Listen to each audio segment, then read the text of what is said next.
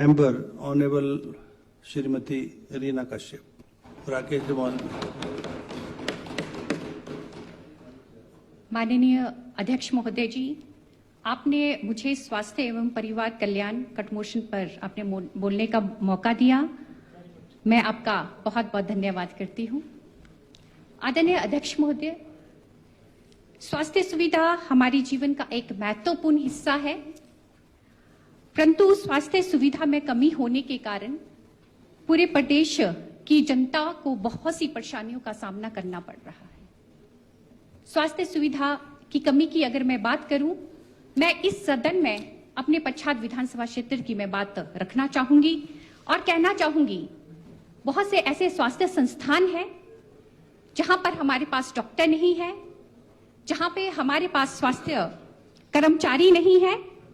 मैं बात करना चाहूंगी अपने दूर दराज क्षेत्र जो कि रासू मांदर क्षेत्र है, जहां पर हमारे पास जो पीएससी कोटी भदोक है, काफी लंबे समय से हमारे पास वहां पे डॉक्टर नहीं है।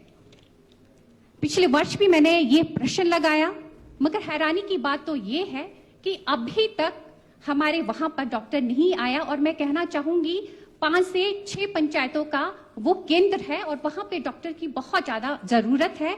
और साथ में मैं कहना चाहूंगी कि वहां पर HWC जो कि रासू मांदर Ayush health and wealth centre जो कि आपने डिनोटिफाई किया है, ये अभी मुझे मेरे एक वहां से एक बहन जिन्होंने मेरे को व्हाट्सएप पे भेजा था कि एक तो हमारे पास डॉक्टर नहीं है और ऊपर से हमारा जो ये हेल्थ एंड वेल्थ सेंटर जो कि हमारी रासू मांदर में था, ये भी आपने डिनोटिफाई किया है। मैं माननीय मंत्री जी कहना चाहूंगी, कहीं ना कहीं ये जो हमारा रासू मांदर क्षेत्र है उनके साथ ना इंसाफी है। आप इस पर जरूर विशेष ध्यान रखें क्योंकि वहां पर डॉक्टर की बहुत ज्यादा जरूरत है।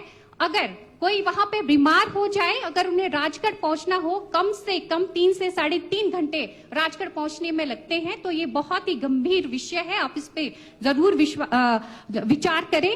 और उसी प्रकार मैं कहना चाहूंगी, हमारा जो राजगढ़ जो हमारा हॉस्पिटल है, वहां पर जब हमारी सरकार थी उस समय 17 डॉक्टर वहां पर फिलअप थे, पोस्टें फिलअप थी। मगर आज के समय में मैं कहना चाहूंगी सिर्फ केवल 3 से 4 डॉक्टर ही वहां पर अपनी सेवाएं दे रहे हैं। तो मेरा माननीय मंत्री जी से निवेदन होगा कि जो राजगढ़ हॉस्पिटल है वहां पे भी जो डॉक्टरों की कमी है वो कमी आप पूरी करें।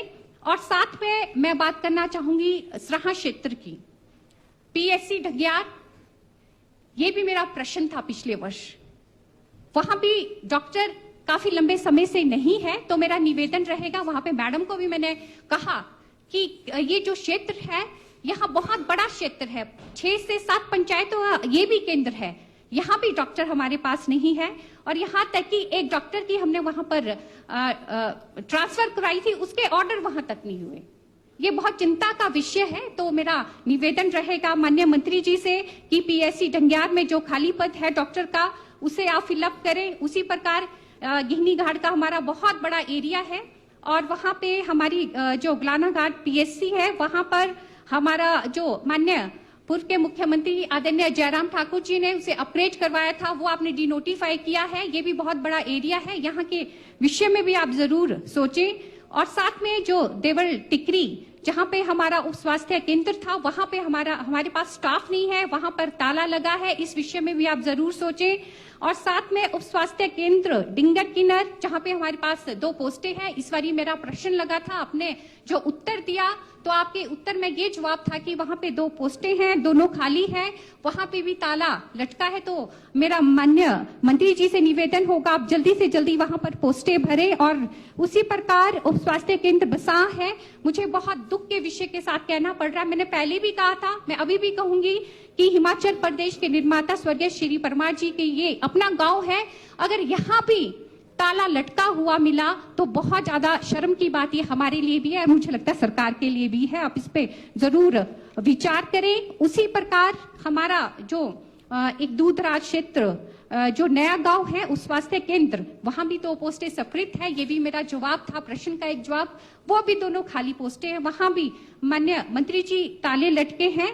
और एक जो बहुत लंबे समय से एक डिमांड थी सराहा हॉस्पिटल की, जो कि 100 बेडेड, जो माननीय पूर्व के मुख्यमंत्री आदरणीय जयराम ठाकुर जी ने 100 बेडेड किया था, मगर जैसी आपकी सरकार आई, आपकी सरकार ने उसे डिनोटिफाई किया है, जबकि काफी लंबे समय से ये डिमांड थी कि उसे 100 बेडेड किया जाए।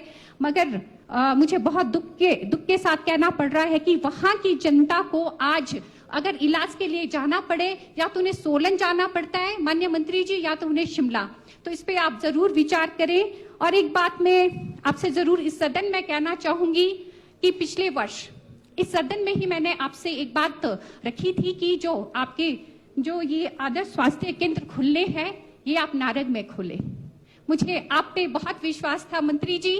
मैंने क्वेश्चन लगाया, मैंने इस बारी क्वेश्चन लगाया, तो उस पे जो मुझे उत्तर मिला, उसमें आपने कहा कि हम ये स्वास्थ्य संस्थान नारद में नहीं खोल सकते, क्योंकि जो ये स्वास्थ्य संस्थान है ये सराहा के लिए प्रस्तावित है।